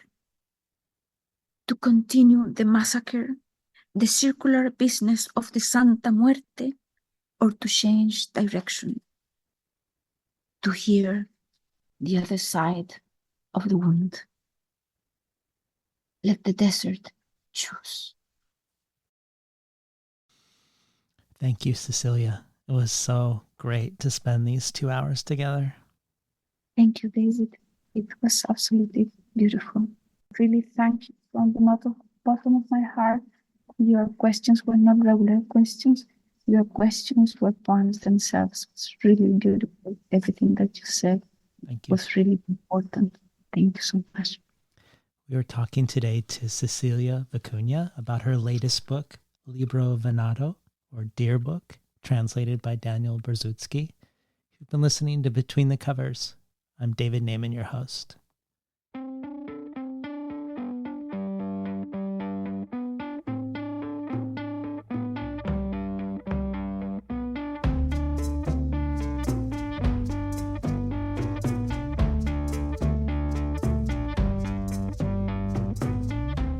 Today's program is recorded at the volunteer-powered, non-commercial, listener-sponsored, full-strength, makeshift home office of me, David Naiman.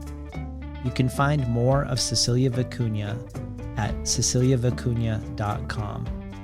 For the bonus audio archive, we add a 45-minute conversation with Cecilia's translator, the poet Daniel Borzutsky. This joins many long-form translator conversations, readings, soundscapes, and craft talks in the bonus archive. The bonus audio is only one possible thing to choose from when you join the Between the Covers community as a listener supporter.